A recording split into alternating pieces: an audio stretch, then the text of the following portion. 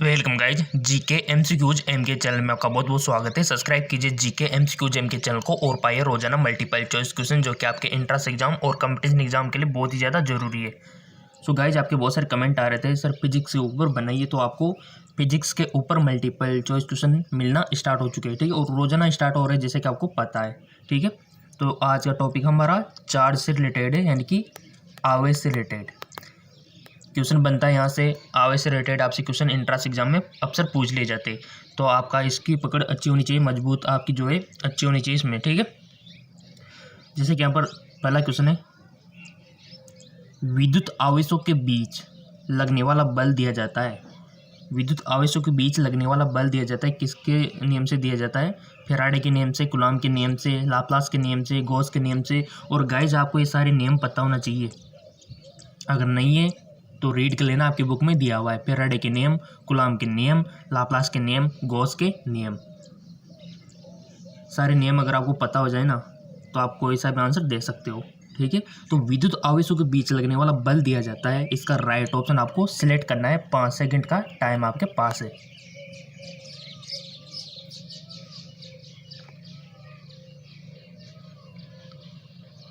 So guys इसका right option हो जाएगा कूलॉम के नियम से, ठीक है। विद्युत आवेशों के बीच लगने वाला बल दिया जाता है कूलॉम के नियम से। चलते नेक्स्ट क्वेश्चन की ओर। अगला क्वेश्चन है हमारा,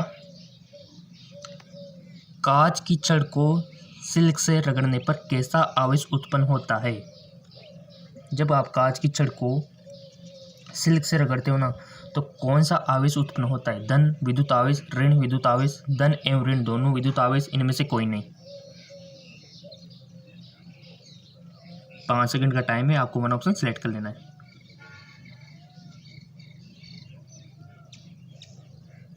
सो गाइस इसका राइट ऑप्शन हो जाएगा धन विद्युत आवेश उत्पन्न होता है, ठीक है। कांच की छड़ में, कांच की छड़ को सिल्क से रगड़ने पर कैसा आवेश उत्पन्न होता है? धन आवेश, पॉजिटिव चार्ज। चलता है आगे और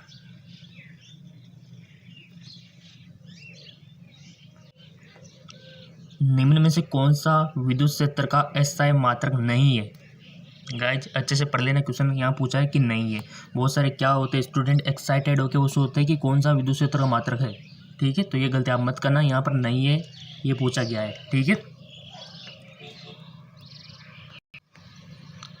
सो गाइज इसका राइट ऑप्शन आप बता दीजिए बहुत जल्द। मोस्ट इंपॉर्टेंट क्वेश्चन और ये पिछली बार पूछा भी जा चुका है एंट्रेंस एग्जाम में। सो इसका राइट ऑप्शन देने का प्रयास करें। विद्युत क्षेत्र का, इलेक्ट्रिक फील्ड का एसआई मात्रक नहीं है।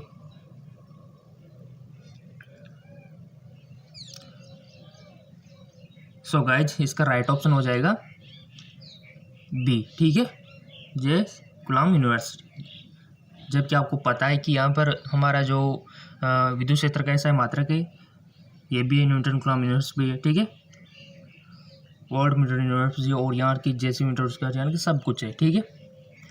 न्यूटन कूलॉम यूनिवर्स भी है और हमारा वोल्ट मीटर यूनिवर्स भी है और ये डी वाला भी है, ठीक है, यानी कि सभी एसआई मात्रक है, जबकि बी वाला ऑप्शन नहीं है। तो हमारा राइट ऑप्शन क्या हो जाएगा? ऑप्शन बी, ठीक है, ये हमारा एसआई मात्रक नहीं है विद्युत क्षेत्र का, तो इस प्रकार हमारा राइट ऑप्शन बी हो जाएगा, ठीक है।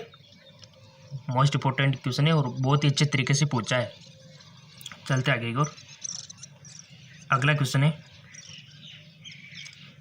कांच की छड़ को सिल्क से रगड़ने पर कैसा आवेश उत्पन्न होता है? कांच की छड़ को सिल्क से रगड़ने पर कैसा आवेश उत्पन्न होता है? Most important question.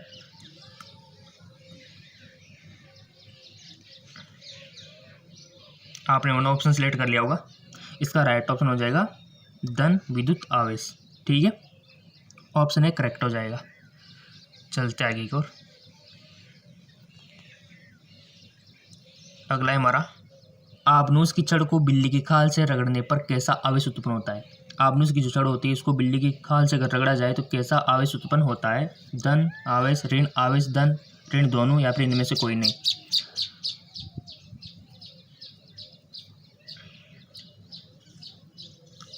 सो गाइस इसका राइट ऑप्शन हो जाएगा ऋण विद्युत आवेश, ठीक है। और आपने क्या सिलेक्ट किया था? आप खुद कंपेयर कर सकते हो कि हमने जो सिलेक्ट किया था वो सही था या फिर गलत था, क्योंकि आपका एनालिसिस भी साथ साथ में हो रहा है। अगला है हमारा मोस्ट इंपॉर्टेंट क्वेश्चन। ऐसे क्वेश्चन अक्सर बनते हैं हर कंपटीशन एग्जाम में, हर एंट्रेंस एग्जाम में। आवेश का एसआई मात्रक क्या होता है? चार्ज जो होता है उसका एसआई मात्रक क्या होता है? न्यूटन, फैराडे या फिर कूलम्ब या फिर जूल? सिंपल सा क्वेश्चन है, अगर आपने पढ़ा होगा आवेश के बारे में तो इजीली आप इसको कर पाओगे। और गाइस यहाँ पर जो अदर ऑप्शन है जैसे कि न्यूटन, ये भी पता होना चाहिए कि ये किसका मात्रक है, फैराडे किसका मात्रक है, जूल किसका मात्रक है ना, क्योंकि क्वेश्चन यहाँ से पूछा जा सकता है। सो आपसे पूछ लिया कि आवेश का एसआई मात्रक क्या है, तो इसका राइट ऑप्शन हो जाएगा, आपने सिलेक्ट कर लिया होगा वैसे बेसिकली। सो इसका आंसर चेक लेते हैं, इसका आंसर है कूलम्ब। ठीक है, ऑप्शन सी इसका करेक्ट है। आवेश का एसआई मात्रक कूलम्ब होता है। न्यूटन किसका है फिर? फोर्स का, बल का। गाइस साथ में आपको पता भी होना चाहिए कि न्यूटन की गति के तीनों नियम, वहाँ से क्वेश्चन बन सकता है। ठीक है, तो आवेश का एसआई मात्रक हमारा कूलम्ब हो गया। चलते आगे को। नेक्स्ट क्वेश्चन है हमारा, एक कूलम्ब आवेश कितने इलेक्ट्रॉन के आवेश के योग के बराबर होता है? Most important question. आपका जो 1 कूलम्ब होता है, 1 कूलम्ब में कितने इलेक्ट्रॉन के आवेश के योग के बराबर होता है, यानी कि 1 कूलम्ब में कितने इलेक्ट्रॉन होते हैं। सिंपल सी बात है, वो आपको बताना है।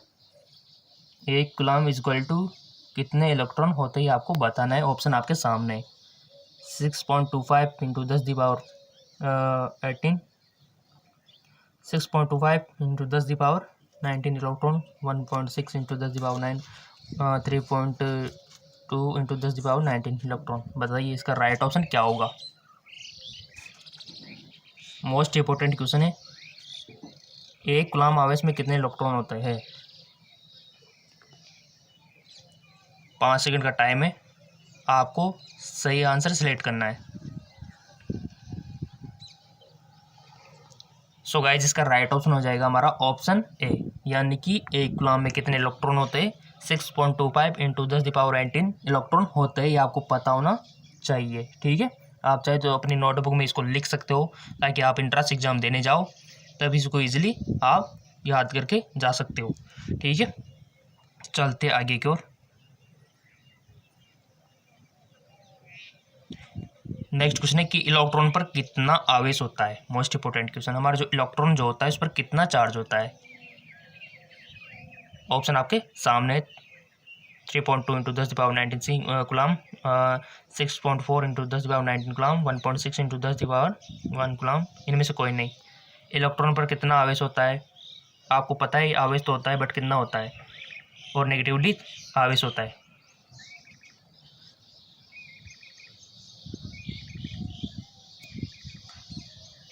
सो गाइस इसका राइट ऑप्शन हो जाएगा option C, 1.6 into 10 power 19 coulomb. ठीक है, ये कितना आवेश होता है? इलेक्ट्रॉन पर इतना आवेश होता है। ठीक है, इसी प्रकार गाइस आपको प्रोटॉन पर कितना होता है, न्यूट्रॉन पर कितना होता है, ठीक है, परमाणु के बारे में जितने भी हमारे एटम्स यहाँ पर दिए हुए हैं उनके बारे में आपको पता होना चाहिए, कितना इसका भार होता है। ये बेसिकली मतलब जनरल नॉलेज है, ये पता होना चाहिए, जो कि कभी भी किसी भी एग्जाम में पूछी जा सकती है। ठीक है, वैसे आपको फिक्र नहीं करनी है, जीके एमसीक्यू जेम के चैनल आपको ये सब बताता रहेगा मल्टीपल चॉइस क्वेश्चन में। ठीक है, जिससे आपकी तैयारी अच्छी होती रहेगी। आपको तो कुछ नहीं करना, चैनल सब्सक्राइब करके बेल आइकन पर प्रेस कर लेना है, जिससे आपको रोजाना मल्टीपल चॉइस क्वेश्चन मिलते रहेंगे, डोंट वरी। ठीक है, अगला है हमारा, विद्युत विभव का एसआई मात्रक क्या है? विद्युत विभव का एसआई मात्रक क्या है? जूल पर कूलम्ब, न्यूटन पर कूलम्ब, मीटर पर कूलम्ब या फिर कूलम्ब? विद्युत विभव का एसआई मात्रक क्या है? आपको राइट ऑप्शन चूज करना है। 5 सेकंड का टाइम है गाइज। आप ऑप्शन चूज अगर पहले करोगे ना गलती करो, बट आपको ऑप्शन चूज करना है ताकि आपको खुद को एनालिसिस हो सके कि हमने जो ऑप्शन सेलेक्ट किया है वो सही था या फिर गलत था। ठीक है, साथ में आपकी टेस्ट भी होता रहेगा। ठीक है, तो इसलिए मैं आपसे ऑप्शन सेलेक्ट करने के लिए बोलता हूँ, और आई होप आपने कर लिया होगा। सो इसका राइट ऑप्शन हो जाएगा जूल पर कूलम्ब। ठीक है, विद्युत विभव का एसआई मात्रक जूल पर कूलम्ब। चलते आगे को, विद्युत द्विध्रुव आघूर्ण का एसआई मात्रक क्या है? विद्युत द्विध्रुव आघूर्ण का एसआई मात्रक क्या है? कूलम्ब, कूलम्ब पर मीटर, कूलम्ब मीटर, जूल पर कूलम। बताइए विद्युत द्विध्रुव आघूर्ण का SI मात्रक क्या है? मोस्ट इंपॉर्टेंट क्वेश्चन है, डायरेक्ट आपसे पूछा जा सकता है। अगर आपको पता होगा तो आप बिना टाइम वेस्ट के टिक करके आ जाओगे सही ऑप्शन। विद्युत द्विध्रुव सही आपने वन ऑप्शन सेलेक्ट कर लिया होगा। सो गाइस इसका राइट ऑप्शन हो जाएगा ऑप्शन सी, कूलम मीटर। ठीक है, विद्युत द्विध्रुव आघूर्ण का SI मात्रक कूलम मीटर। ठीक है, ऑप्शन सी हमारा करेक्ट हो जाएगा। ठीक है, चलते हैं नेक्स्ट क्वेश्चन की ओर।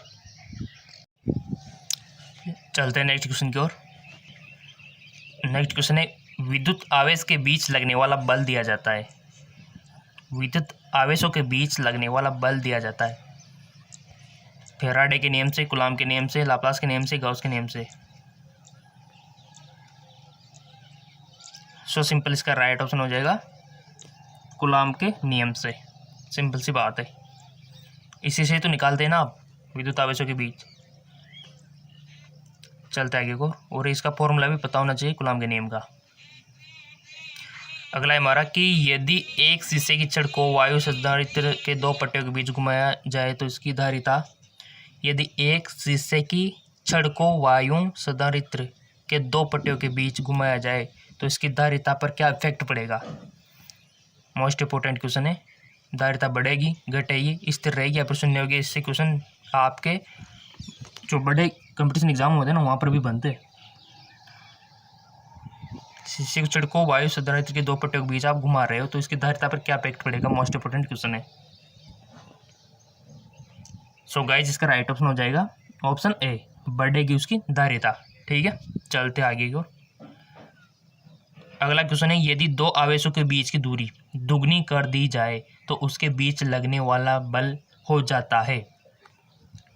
बहुत ही अच्छा क्वेश्चन है। आपने दो आवेशों के बीच की दूरी को दुगना कर दिया तो उसके बीच लगने वाला बल पर क्या इफेक्ट पड़ेगा?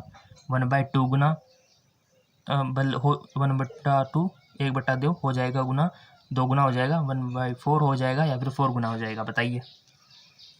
बहुत ही अच्छा क्वेश्चन। दो आवेश थे, ठीक है, दो आवेश थे, उनके बीच की दूरी को क्या कर दिया? दुगनी कर दिया आपने, तो उनके बीच लगने वाला बल हो जाता है। बताइए, मोस्ट इंपोर्टेंट क्वेश्चन है और ये डायरेक्ट भी पूछा जा सकता है, तो आपको अपनी नोटबुक में इसको नोट कर लेना चाहिए। अगर नोट नहीं करते हो तो इसी वीडियो को अगर आप 2-3 बार देख लोगे ना तो आपको नोट करने की ज़रूरत ही नहीं है, आपके माइंड में नोट हो जाएगा। यही तरीका है, जब हम पढ़ते थे हम भी यही किया करते थे। ठीक है, तो एक मेथड तो है कि नोटबुक में लिखो, बार बार पढ़ो, और एक मेथड है कि इसी वीडियो को 2-3 बार देख लो ताकि आपको बार बार पढ़ना ना पड़े, सीधे माइंड में आपके नोट हो जाए। तो हमारा टारगेट भी यही है कि माइंड में नोट करना, तो यही अच्छा रहेगा आपके लिए कि 2-3 बार वीडियो देख लो, ईजिली आपको सब क्लियर हो जाएगा, आपकी प्रैक्टिस हो जाएगी ना, तो कोई दिक्कत वाली बात ही नहीं है। सो गाइज आपको राइट ऑप्शन इसका चूज करना है। यदि दो आवेशों के बीच की दूरी दुगनी कर दी जाए तो उनके बीच लगने वाले बल पर क्या इफेक्ट पड़ेगा, या उसका बल हो जाएगा, कितना हो जाएगा?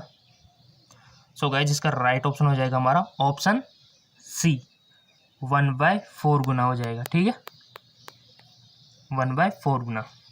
ओके, चलते हैं आगे की ओर। धातुओं का प्रावैद्युतांक होता है, धातुओं का प्रावैद्युतांक होता है 0, 1 से अधिक या फिर इन्फिनाइट, अनंत। धातु जो होते हैं मेटल्स, उनका प्रावैद्युतांक होता है, वन ऑप्शन आपको सिलेक्ट करना है।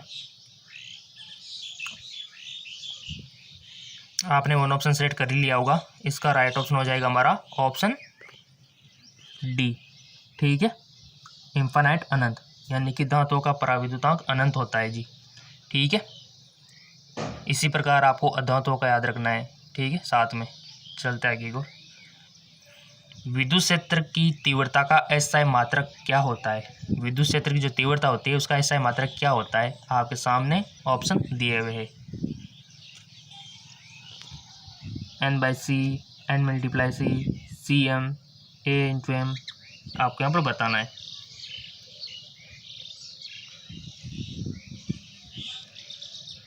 सो सिंपल, इसका राइट ऑप्शन हो जाएगा न्यूटन पर कूलम। ठीक है, आप इसको N/C भी लिख सकते हो। सो गाइज इसका राइट ऑप्शन हमने देख लिया। ठीक है, इस प्रकार क्वेश्चन आपसे पूछ लिए जाते हैं आपसे। चलते आगे की ओर। निम्नलिखित में कौन सदिश राशि है? 4 ऑप्शन आपके सामने। विद्युत विभव, विद्युत क्षेत्र की तीव्रता, विद्युत आवेश, आवेश का पृष्ठ घनत्व।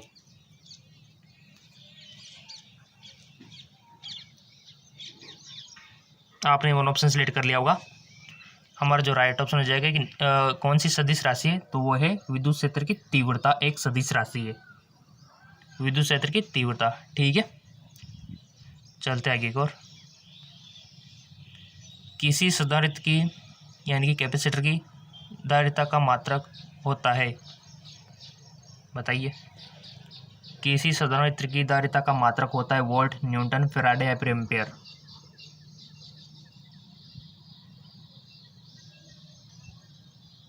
आपने वन ऑप्शन सेलेक्ट कर लिया होगा।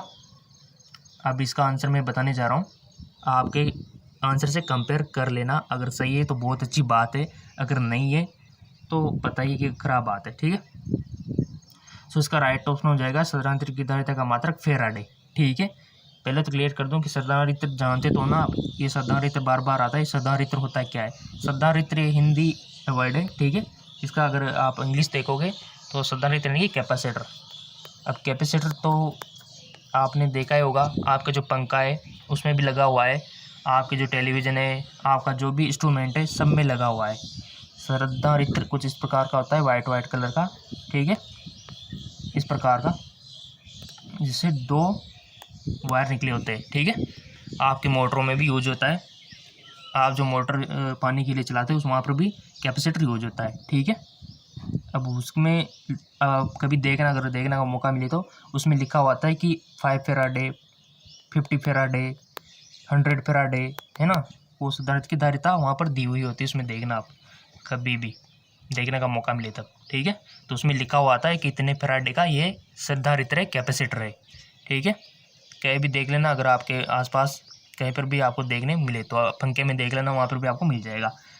ठीक है, आपके पंखे का कितना होता है, वो माइक्रो फेराडे में होता है। ठीक है, क्योंकि फेराडे एक बहुत बड़ा मात्रक है। चलते आगे की ओर। आई होप आपके समझ में आ गया होगा। परावैद्युत सामर्थ्य का ऐसा मात्रक होता है, परावैद्युत सामर्थ्य का ऐसा मात्रक होता है वोल्ट, वोल्ट मीटर, वोल्ट प्रति metre, volt metre whole square.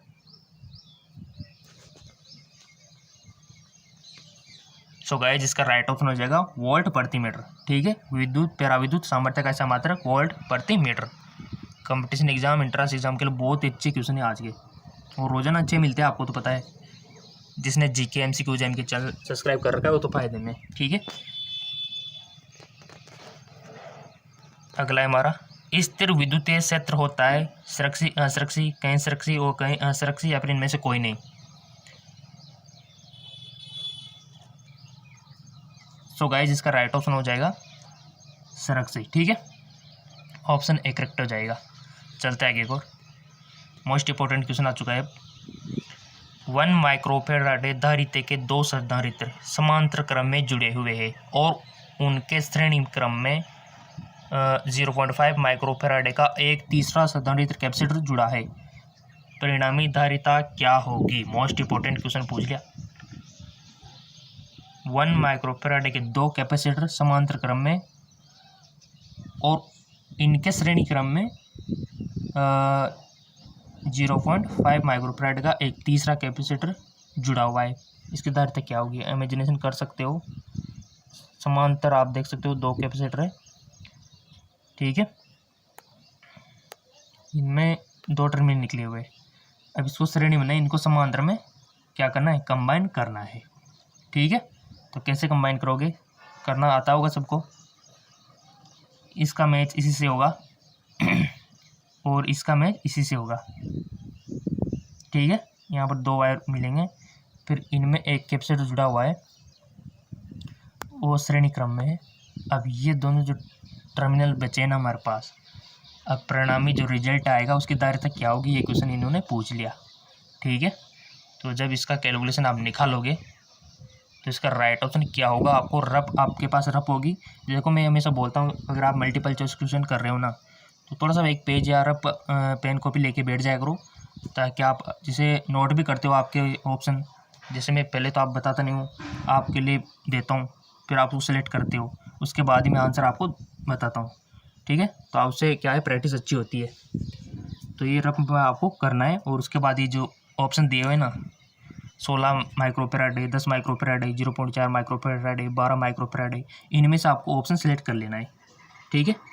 तो करके बताइए इसका राइट ऑप्शन क्या होगा। आपकी प्रैक्टिस अच्छी होगी, आपका फ़ायदा होगा, इंट्रांस में नंबर आपके अच्छे आएंगे, कंपटीशन में आपके अच्छे नंबर आएंगे, आपका फ्यूचर ब्राइट बनेगा, आपका फ़ायदा है। देखो, तो आपको आलस नहीं करना है, लेके बैठ जाना है और करके दिखाना है। आई होप आपने कर लिया होगा अपने रफ कार्य में। सो इसका राइट ऑप्शन हो जाएगा, मैच कर लेना, ठीक है। इसका राइट ऑप्शन होगा 16 माइक्रोफैराडे होता है, ठीक है, परिणामी धारिता। जी हाँ, बिल्कुल 16 माइक्रोफैराडे, ऑप्शन ए इसका करेक्ट है। और आपने जो रफ कार्य किया था उसमें भी अगर 16 माइक्रोफैराड आ गया तो बहुत बहुत धन्यवाद आपको।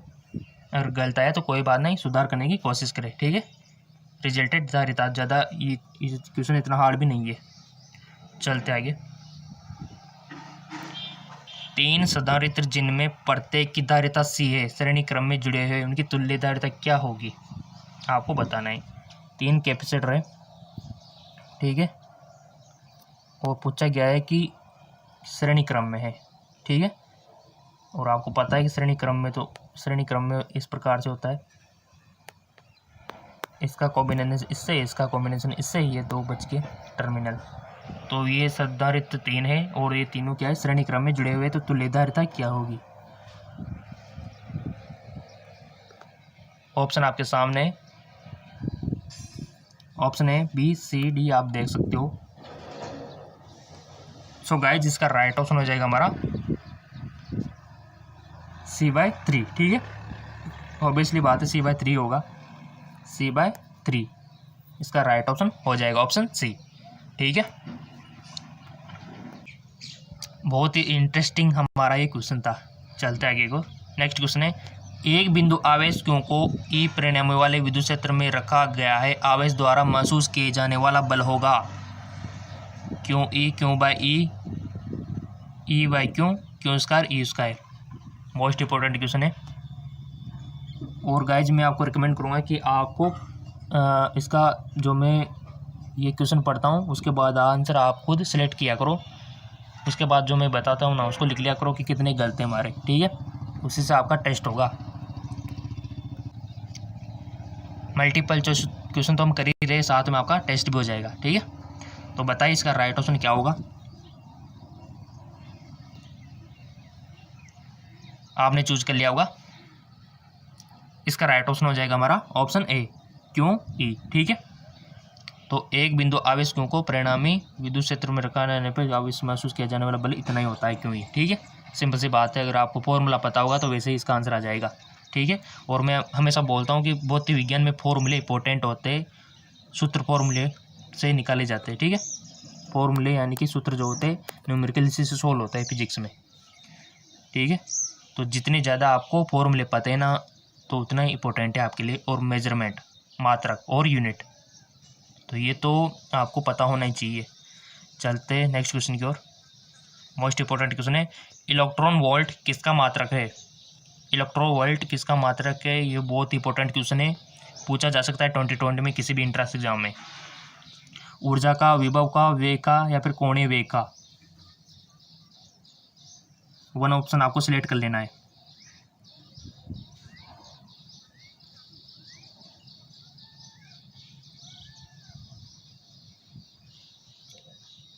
आई होप आपने वन ऑप्शन सेलेक्ट कर लिया होगा। इसका राइट ऑप्शन हो जाएगा ऊर्जा का, ठीक है। इलेक्ट्रोवोल्ट किसका मात्रक है, ऊर्जा का मात्रक के, यानी कि ऊर्जा को इलेक्ट्रोवोल्ट में मेजर किया जा सकता है। चलते आगे की ओर। एक इलेक्ट्रॉन वोल्ट का मान होता है, एक इलेक्ट्रोवोल्ट का मान कितना होता है, यानी कि एक इलेक्ट्रोवोल्ट में कितने जूल होते हैं, ये आपको बताना है। ऑप्शन आपके सामने है, 2/18 joule, 1.5 into 10⁻⁹ 1.6 into 10⁻19 joule, 2.4 into 10⁻19 joule. एक इलेक्ट्रोवोल्ट में कितने जूल होते हैं? सो सिंपल इसका राइट ऑप्शन हो जाएगा। आपने वन ऑप्शन वैसे सेलेक्ट कर ही लिया होगा, कर लो अगर नहीं किया तो, क्योंकि उसका आंसर मैं बताऊंगा और कंपेयर कर लेना कि सही था या फिर गलत। कोई भी करो सही करो, क्योंकि बहुत सारे के तुक्के भी सही चले जाते हैं। ठीक है, तो वन ऑप्शन सेलेक्ट कर लिया होगा, क्योंकि आंसर मैं बताने जा रहा हूँ। अगर तुक्के में भी सही जाता है तो मज़ा लग जाता है, क्यों? तो इसका राइट ऑप्शन हो जाएगा गाइस ऑप्शन सी। ठीक है, 1.6 इंटू 10⁻19 जूल एक इलेक्ट्रोवोल्ट का मान होता है। ठीक है, लिख लेना, नोटबुक में लिखना चाहो तो, अगर नहीं लिखना चाहो तो वीडियो को 2-3 बार देख लेना, वैसे याद हो जाएगा। ठीक है, चलते आगे को। एक इलेक्ट्रॉन एक विद्युत क्षेत्र में लंबवत प्रवेश करता है, इलेक्ट्रॉन का गमन पथ होगा। Most important question. एक जो इलेक्ट्रॉन है एक विद्युत क्षेत्र में लंबवत प्रवेश करता है, इलेक्ट्रॉन का गमन पथ होगा वर्ताकार, दीर्घवर्ताकार, कुंडली के आकार या फिर गोलाकार।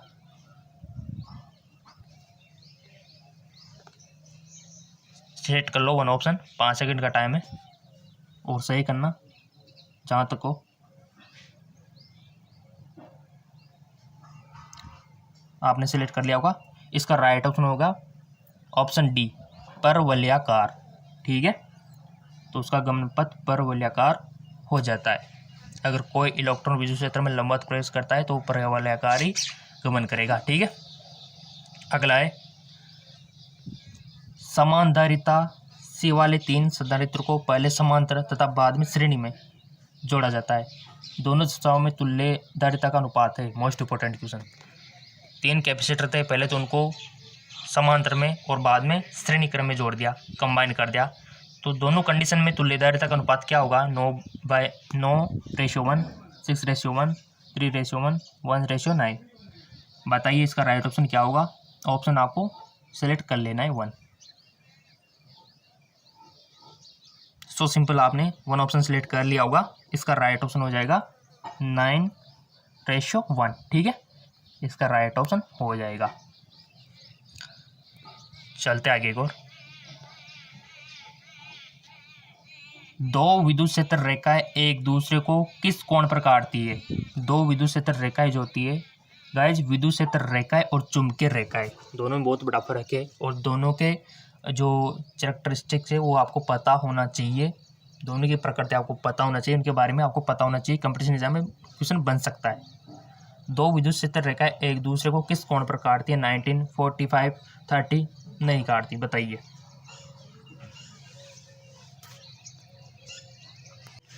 सो गाइज, अगर आपको विद्युत क्षेत्र रेखाओं के बारे में नॉलेज होगी तो इसका इजीली आंसर दे पाओगे।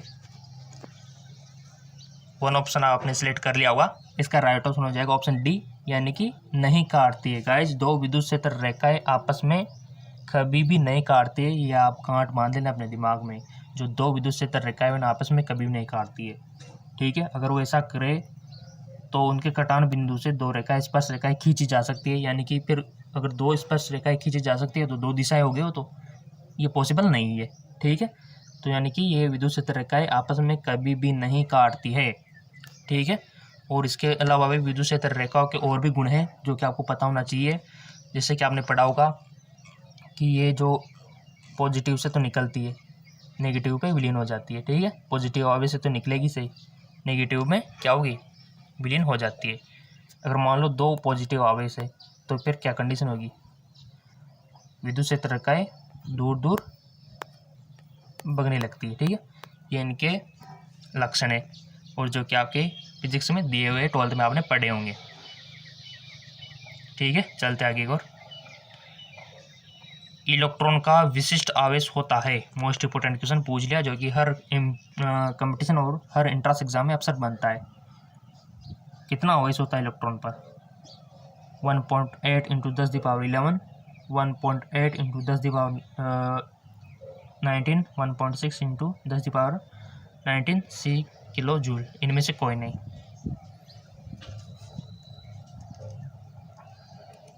इलेक्ट्रॉन पर विशिष्ट आवेश होता है। विशिष्ट आवेश की बात यहाँ पर कही गई है। सो सिंपल इसका ऑप्शन फर्स्ट हमारा राइट ऑप्शन हो जाएगा ऑप्शन ए। ठीक है, चलते आगे एक और। कूलॉम बल है केंद्रीय बल, विद्युत बल, ए और बी, इनमें से कोई नहीं। कूलॉम बल है केंद्रीय बल, विद्युत बल, ए और बी, इनमें से कोई नहीं। सो सिंपल, कूलॉम बल केंद्रीय बल भी है और विद्युत बल भी है। ठीक है, यानी कि ऑप्शन सी करेक्ट हो जाएगा, ए और बी दोनों। ठीक है, कूलॉम बल केंद्रीय बल भी है और विद्युत बल भी है, लिख लेना। अगर नहीं लिखो तो वीडियो को 2 या 3 बार अवश्य देख लेना, ईजिली याद हो जाएगा। यही तरीका है पढ़ने का। ऋण आवेश का प्रवाह होता है निम्न विभव से उच्च विभव की ओर, उच्च विभव से निम्न विभव की ओर, विभव से स्वतंत्र होता है, इनमें से कोई नहीं। ऋण आवेश का प्रवाह होता है, बताइए।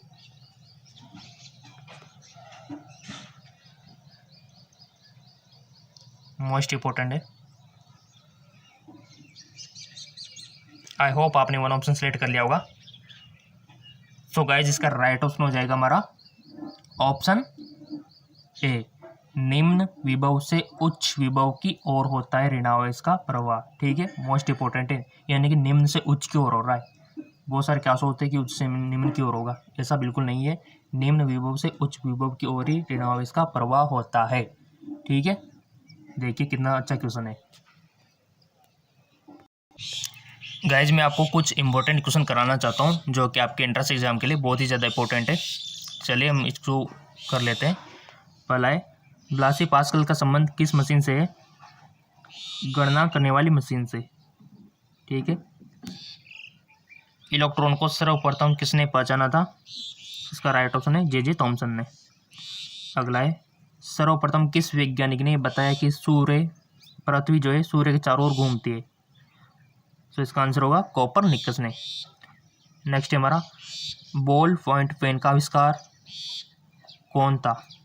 राइट ऑप्शन है वीरो बर्दर। ठीक है, राइट बंदूक किसके आविष्कार माने जाते हैं? तो वह है वायुयान के, एरोप्लेन के। ठीक है, बाप के इंजन का आविष्कार कौन था? इसका आंसर हो जाएगा जेम्स वाट। ठीक है, चलते अगला क्वेश्चन है, कार्य का मात्रक क्या होता है? कार्य का मात्रक क्या होता है? इसका आंसर हो जाएगा जूल। ठीक है, अगला है, बल का एसआई यूनिट क्या है? फोर्स जो होता है उसका एसआई यूनिट क्या होता है? तो इसका आंसर हो जाएगा न्यूटन। न्यूटन इसका आंसर हो जाएगा। नेक्स्ट है हमारा, पार्सेक इकाई है। पार्सेक किसकी इकाई है? इसका सही ऑप्शन हो जाएगा दूरी की। ठीक है, अगला है हमारा, प्रकाश वर्ष किसकी इकाई है? प्रकाश वर्ष जो है किसकी इकाई है? वो है दूरी की। ठीक है, अगला है, पास्कल इकाई है। पास्कल किसकी इकाई है? पास्कल जो है दाब की इकाई, यानी कि प्रेशर को मेजरमेंट किया जाता है पास्कल में। ठीक है, अगला है, केंडला किसका मात्रक है? गाइस, आपके लिए इंपॉर्टेंट इसलिए मैं बता रहा हूँ क्योंकि मात्रक और इकाइयाँ होती है ना, ये बहुत सी जगह पूछ ली जाती है। केंडला मात्रक किसका है? तो ये है ज्योति तीव्रता का। अगला है, न्यूमेन किसका मात्रक है? न्यूमेन किसका मात्रक है? तो इसका राइट ऑप्शन हो जाएगा ज्योति फ्लक्स का। ठीक है, अगला है, जूल किसकी इकाई है? जूल जो है किसकी इकाई है? ऊर्जा की। ठीक है, नेक्स्ट है हमारा, हर्ट्ज क्या मापने की यूनिट है?